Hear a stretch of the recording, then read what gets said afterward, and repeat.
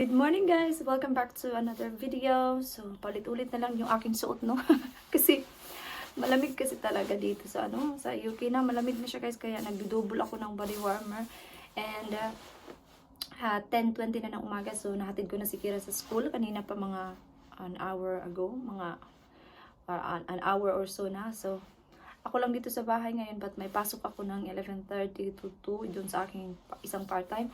And nandito din yung nag-ano sa kitchen ba. Pupunta ako ngayon doon kasi wala siya nasa garahe, meron siyang nag-cut siya ng something, so ipapakita ko sa inyo ng very quick lang. As you can see guys, white, 'di ba ang ganda? So ito, pakita ko na to sa inyo. Pero once natapos na to lahat, maglilinis tayo. So ito na yung ating countertops. Pero lalagyan pa yan siya dyan ng upstand para hindi makita yung ganito. Tapos bukas pupunta yung electrician at ito para magkailaw na tayo hanggang dyan. Tapos ito dito yung sink, ikakabit na din yung sink today. Ipakita ko sa inyo guys yung fridge, ito na nakabit na siya. And then ito yung freezer. And then dito naman sa kabila is yung ating pantry. Bibili tayo ng mga organizers once natapos na. So, dito din is I'm really excited kasi nilagyan ko siya ng mga kaldero ba. Kasi dito yung lutuan natin. So, manalagay natin yung mga kaldero. Malaki yung space. And then, ito din dito. Maybe ilagay ko dito yung mga plato. Para at least kung magluto man ako, malapit. Dito kasi guys yung lutuan. Lagyan siya ng butas dyan. And then, yeah. So, ito yung lalagyan ng kutsara. Sabi kasi ni Steve, hindi siguro supposed to be dito yan. But, okay lang naman din dito.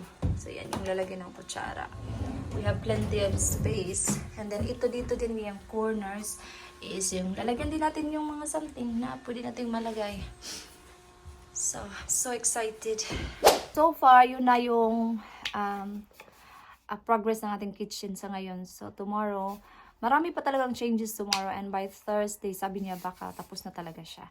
So, yes guys. So, para makapag-start na din tayo at after ng kusina, meron na naman akong bagong gagawin kasi 'di ba magsisend ako ng box sa Philippines kasi nga uuwi ako next year.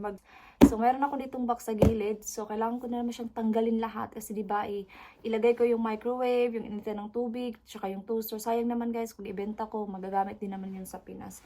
So yeah, kailangan ko siyang tanggalin lahat tapos ilagay ko siya dito sa pinakababa talaga kasi flat, para flat yung pagpack natin, no?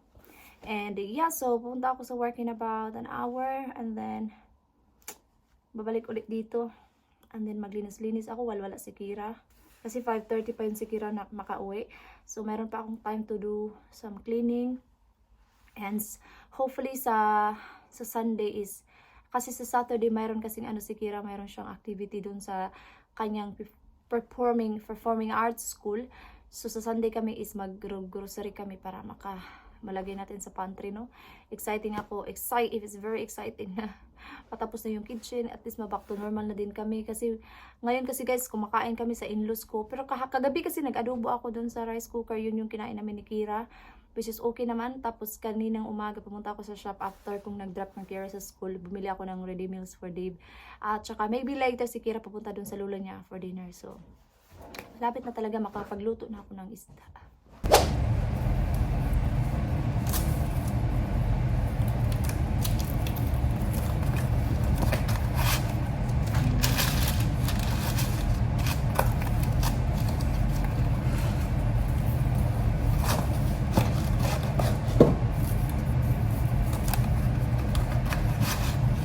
So, nandito na ako ngayon guys sa bahay. Katapos ko lang mag-work. Like, as in kapapasok ko lang talaga. So, yeah. So, natapos niya na yung yung lahat ng countertop. So, ipakita ko sa inyo yung sink kasi nakabit na din siya. And yung last is, ganun pa yan. So, akala ko talaga, or kala talaga namin ni David malaki siya. Pero ngayon na nakabit na siya, okay naman. Hindi naman siya malaki. Tapos dito naman ilagay yung white na drainer. And diba nasabi ko kanina, lagyan yan dyan siya ng upstand para walang makikitang linya. Yeah. Pupunta muna ako sa kwarto tapos kukunin ko yung aming initin ng tubig para itry natin siya. Para lang makita natin kung ano yung itsura pag nakalagay na yung mga gamit. So ito siya. Nabuksan ko na ito nung isang gabi. Pero gusto ko lang itry siya ngayon na nandito na yung ano ba, sa ano sa kusina. Para lang matry natin, no? Excited talaga si Kwan. Ay, excited talaga si Generals.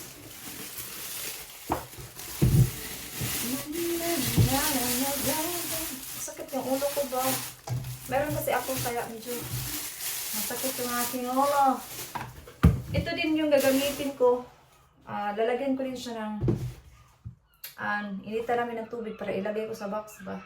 Para lahat ng mga electrical stuff is